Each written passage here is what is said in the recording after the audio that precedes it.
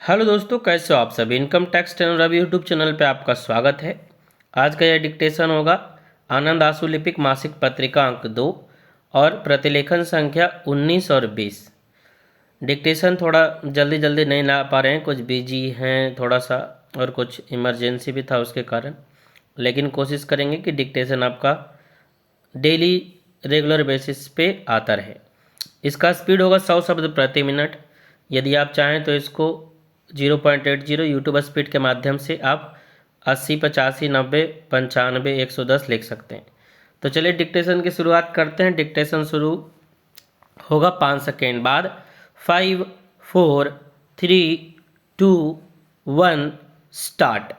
सभापति महोदय, आपने मुझे 5 मिनट का जो बोलने का समय दिया है, मुझे आशा है कि आप अपनी तरफ से भी बोलने का समय बढ़ाएंगे, क्योंकि हम बिहार से आते हैं और वहाँ प्रत्येक वर्ष बाढ़ की विपदा से हमारे लोग तहस नहस हो जाते हैं और किसानों का भी बहुत नुकसान होता है। अभी हमारे एक माननीय सदस्य कह रहे थे कि जिसके पाँव में चप्पल नहीं है, आधी धोती है और वस्त्र नहीं है, तो उनके लिए मान लिया जाए कि वह किसान मजदूर है। इस देश में आज तक किसानों के लिए कोई अच्छी योजना मेरी समझ के अनुसार बनाई नहीं गई है। पूरे संसार में अगर किसान कहीं उपेक्षित है तो वह हिंदुस्तान में है। पूरे हिंदुस्तान में आज तक एक भी जमीन की चकबंदी नहीं की जा सकी है और जमीन की श्रेणी का विश्लेषण नहीं किया जा सका है। इससे पता लगता है कि किसानों को इन कांग्रेस के लोगों ने कितनी प्राथमिकता दी।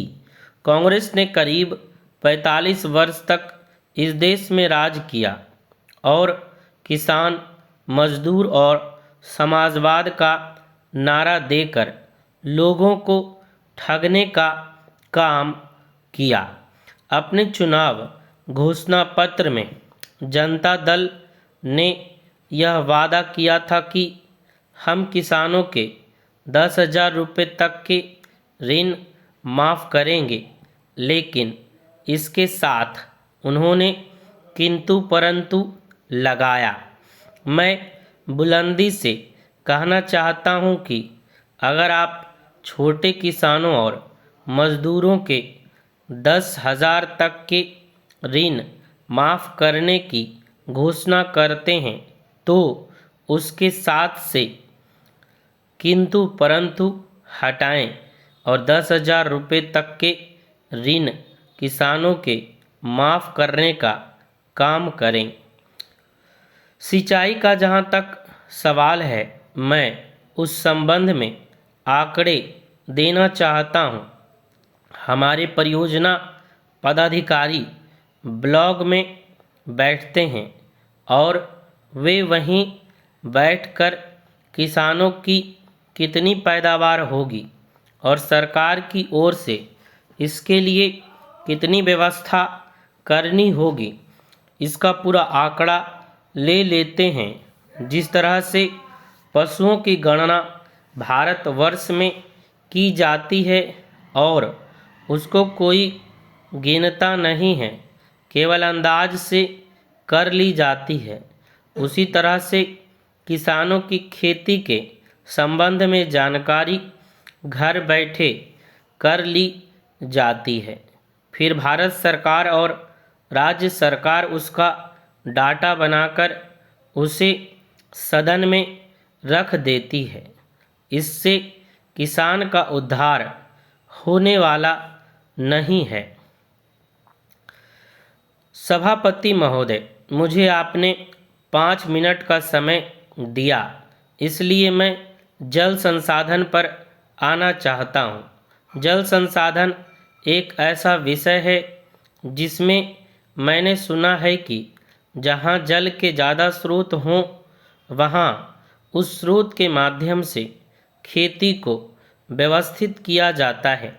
मैंने यह भी सुना है जो मात्र हिंदुस्तान में, भारतवर्ष में है कि बाढ़ भी इसी देश में आए, सूखा भी इसी देश में हो जाए और फसल बर्बाद भी इस देश में हो जाए, तो इससे ज़्यादा रोने की बात इस देश के लिए कुछ नहीं हो सकती है। मैं सुझाव देना चाहता हूं कि आज जितनी भी योजनाएं हैं, जल संसाधन की योजना, मद में जितना पैसा आपने अभी दिया उससे ज़्यादा इस मद में खर्च करना चाहिए था। आप देखेंगे कि पिछले 2, 3, 4 वर्ष का जल संसाधन विभाग का जो बजट है, कृषि विभाग का बजट है, उसके अनुकूल ही इस सरकार ने योजना में पैसा लगाने का कार्य किया है। इससे भी लगता है कि इस सरकार का भी यह इरादा है कि किसान को जिस तरह से पिछली सरकार ने उपेक्षित करने का कार्य किया है, उसी तरह से यह सरकार आगे चलाने की योजना बना रही है। इसलिए बजट में किसान और जल संसाधन के लिए प्रावधान की आप और भी मांग करें। मंत्री जी, तो हम आपको पैसा देने के लिए तैयार हैं, आपकी कटौती नहीं होगी।